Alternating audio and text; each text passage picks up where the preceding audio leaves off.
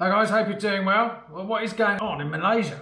Well, if you're an expat under the Make Malaysia My Second Home program, you'll certainly know about this. Basically, the financial requirements have been quadrupled for guys who were sold a completely different program with lovely YouTube videos, great benefits. So you could buy property under the program in Malaysia. And it was a mixture of retirees, people that just wanted to live there. It was kind of quite an open program, and it had been under review for the last, since 2020, and people thought it was just going to get streamlined, but instead they've gone, the whole program seems to have been blown out of the water, and there's a lot of anger and resentment because the new rules actually apply to existing members of this program who have bought properties, believe it or not. It's quite unbelievable. So under the old system, the requirements they weren't too bad. I mean, more than compared to a lot of countries in Asia. But if you were under 50, you'd need $118,000 in liquid assets. If you were over 50, $83,000. But the monthly income wasn't too bad. It was only about $2,400, which is comparable to the Thai retirement visa. And after you were approved, you'd need to have a fixed deposit in a Malaysian bank of $71,000 if you were below 50 and $35,000 if you were above 50, but you could have access to, I think it's half these funds to buy property or education, something like that. But as I said, this has been blown out of the water to the point where now the monthly income needed is over $9,000, and you also need $236,000 in a bank account in Malaysia.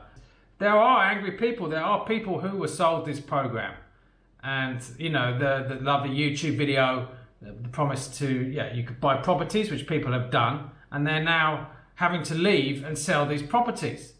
I mean, these guys have basically said that most of the applicants, I think it was over 50,000 people, are in this Make Malaysia My Second Home program, are going to leave. From judging from the Facebook groups, anyway. A lot of anger, a lot of people who have bought properties. They did employ people, gardeners. It's quite a big knock-on effect, and there was a lot of money from this program in the Malaysian economy, and realtors and the different trade associations within Malaysia are now kicking off because they think, in the next few years people are just going to pull everything out, and there's going to be kind of a bit of a hole. But hopefully the government sees sense in this, and at the very least, gives the existing guys that are under this program the old requirements. And if they really want to do this, make it for new applicants. I mean, at the very least, I don't think they're going to get very many new applicants on these sort of requirements, because you might as well just stay in your own country or retire to Canada. Or, unless you really got your heart set on Malaysia, no one's going to go there on those requirements, in my opinion.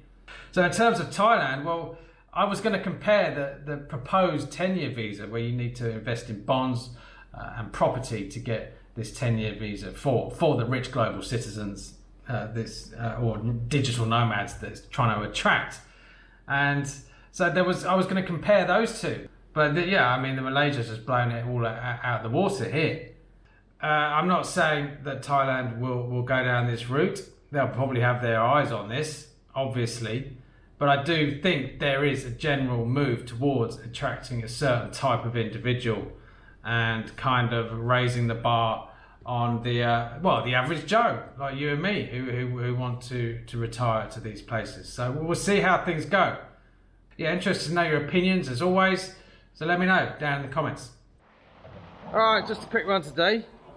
And as I said, let us know your thoughts. We've had a break in the rain finally. And I can't really get out and about, which is annoying. So from Harry, Bob and myself. You're not going to wee on Bob, are you? Mate!